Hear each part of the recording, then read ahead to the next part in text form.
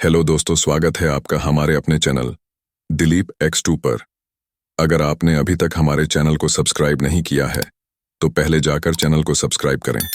आज इस वीडियो में हम जानेंगे रावण के जन्म की कथा के बारे में। तो आइए शुरू करते हैं।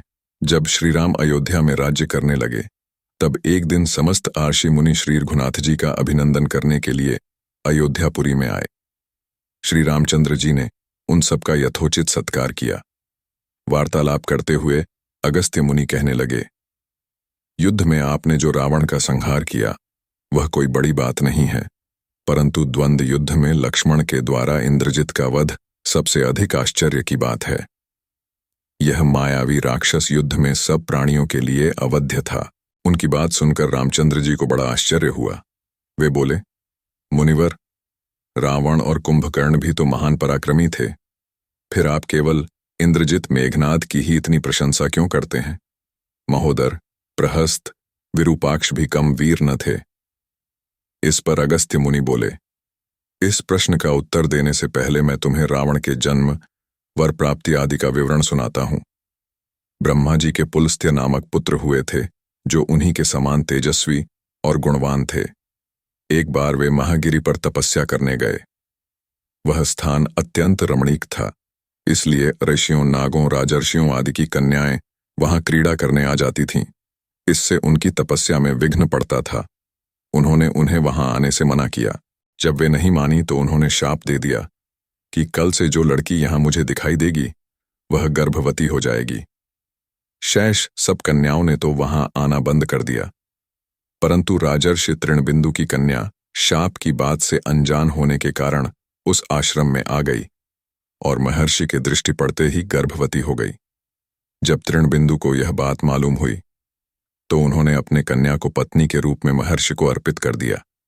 इस प्रकार विश्रवा का जन्म हुआ, जो अपने पिता के समान वेदविद और धर्मात्मा हुआ। महामुनि भरद्वाज ने अपनी कन्या का विवाह विश्रवा से कर दिया। उनके वैश्रवण नामक पुत्र हुआ। वह भी धर्मात्मा और विद्वान था। उसने भारी तपस्या करके ब्रह्मा जी को प्रसन्न किया और यम, इंद्र तथा वरुण के सदृश लोकपाल का पद पाया। फिर उसने त्रिकुट पर्वत पर बसी लंका को अपना निवास स्थान बनाया और राक्षसों पर राज्य करने लगा। श्री राम ने आश्चर्य से पूछा, तो क्या कुबेर और रावण से भी पहले लंका में मांसभक्षी राक्षस रहते थे? फिर उनका पूर्वज कौन था? यह सुनने के लिए मुझे कौतूहल हो रहा है। तब अगस्त्य जी बोले, पूर्व काल में ब्रह्मा जी ने अनेक जल जंतु बनाए और उनसे समुद्र के जल की रक्षा करने के लिए कहा। तब उन जंतुओं में से कुछ बोले कि हम इसका रक्षा करेंगे, और कुछ ने कहा कि हम इसका यक्षण, पूजा करेंगे। इस पर ब्रह्मा जी ने कहा कि जो रक्षण करेगा वह राक्षस कहलाएगा और जो यक्षण करेगा वह यक्ष कहलाएगा। इस प्रकार वे दो जातियों में बंट गए। राक्षसों में हेति और प्रहेति दो भाई थे।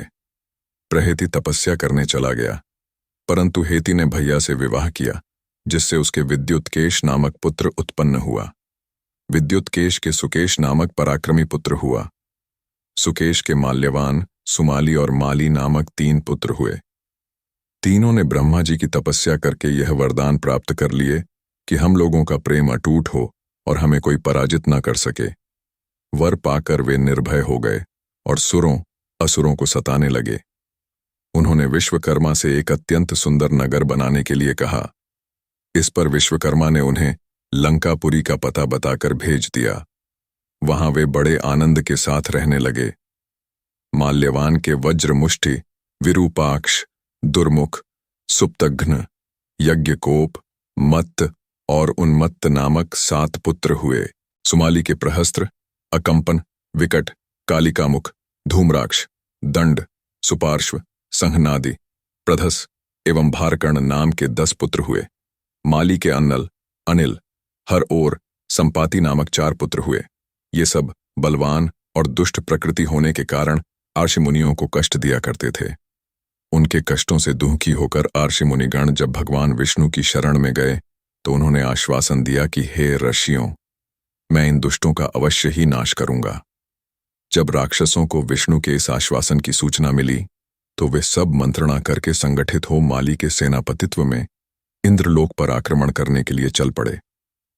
समाचार पाकर भगवान विष्णु ने अपने अस्त्र शस्त्र संभाले और राक्षसों का संहार करने लगे। सेनापति माली सहित बहुत से राक्षस मारे गए और शेष लंका की ओर भाग गए। जब भागते हुए राक्षसों का भी नारायण संहार करने लगे तो माल्यवान क्रुद्ध होकर युद्ध भूमि में लौट पड़ा।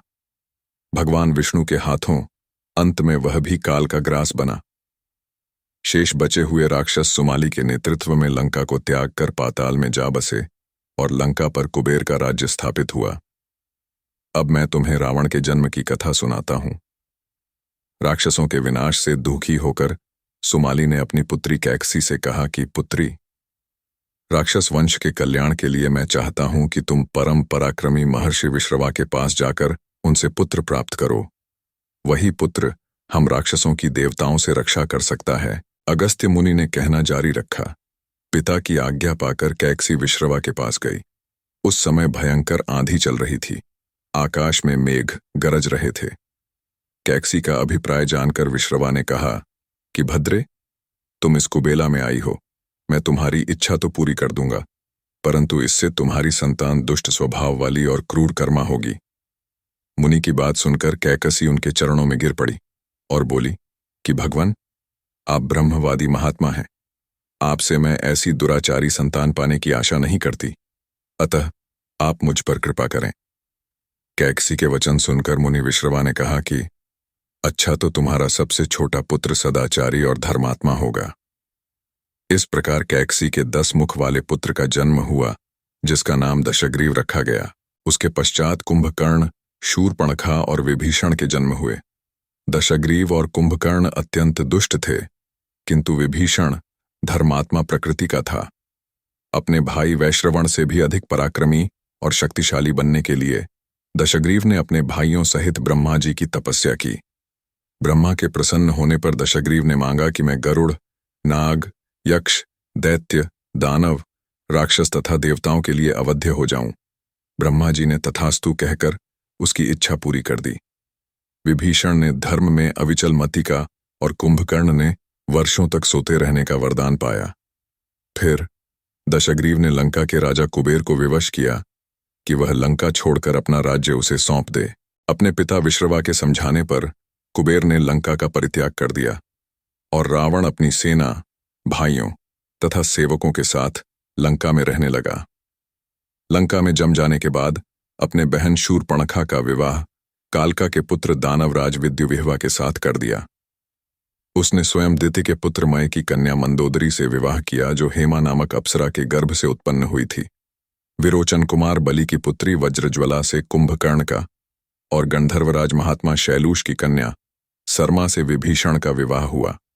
कुछ समय पश्चात मंदोदरी ने मेघनाद को जन्म दिया, जो इंद्र को परास्त कर संसार में इंद्रजित के नाम से प्रसिद्ध हुआ।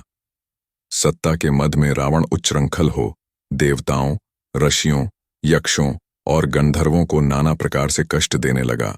एक बार उसने कुबेर पर चढ़ाई करके उसे युद्ध में पराजित कर दिया और अपनी विजय की स्मृति के रूप में कुबेर के पुष्पक विमान पर अधिकार कर लिया। उस विमान का वेग मन के समान तीव्र था। वह अपने ऊपर बैठे हुए लोगों की इच्छानुसार छोटा या बड़ा रूप धारण कर सकता था। विमान में मणि और सोने की सीढ़ियां बनी हुई थीं और तपाए हुए सोने के आसन बने हुए थे। उस विमान पर बैठकर जब वह शरवण नाम से प्रसिद्ध सरकंडों के विशाल वन से होकर जा रहा था, तो भगवान शंकर के पार्षद नंदीश्वर ने उसे रोकते हुए कहा कि दशग्रीव, इस वन में स्थित पर्वत पर भगवान शंकर क्रीड़ा करते हैं, इसलिए यहां सभी सुर, असुर, यक्ष आदि का आना निषिद्ध कर दिया गया है। नंदीश्वर के वचनों से क्रुद्ध होकर रावण विमान से उतरकर भगवान शंकर की ओर चला। उसे रोकने के लिए उससे थोड़ी दूर पर हाथ में शूल लिए नंदी दूसरे शिव की भांति खड़े हो गए। उनका मुख वानर जैसा था। उसे देखकर रावण ठहाका मारकर हंस पड़ा। इससे कुपित हो नंदी बोले कि दशानन, तुमने मेरे वानर रूप की अवहेलना की है, इसलिए तुम्हारे कुल का नाश करने के लिए मेरे ही समान पराक्रमी रूप और तेज से संपन्न वानर उत्पन्न होंगे।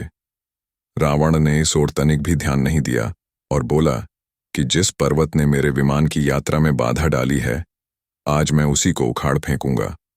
यह कहकर उसने पर्वत के निचले भाग में हाथ डालकर उसे उठाने का प्रयत्न किया। जब पर्वत हिलने लगा तो भगवान शंकर ने उस पर्वत को अपने पैर के अंगूठे से दबा दिया। इससे रावण का हाथ बुरी तरह से दब गया और वह पीड़ा से चिल्लाने लगा। जब वह किसी प्रकार से हाथ न निकाल सका तो रोते रोते भगवान शंकर की स्तुति और क्षमा प्रार्थना करने लगा। इस पर भगवान शंकर ने उसे क्षमा कर दिया और उसके प्रार्थना करने पर उसे एक चंद्रहास नामक खड्ग भी दिया। अगर यह वीडियो आपको पसंद आई हो तो लाइक, कमेंट और सब्सक्राइब जरूर करें। मिलते हैं अगले इसी तरह की रहस्यमय वीडियोस में। मैं आपका दोस्त दिलीप सुथार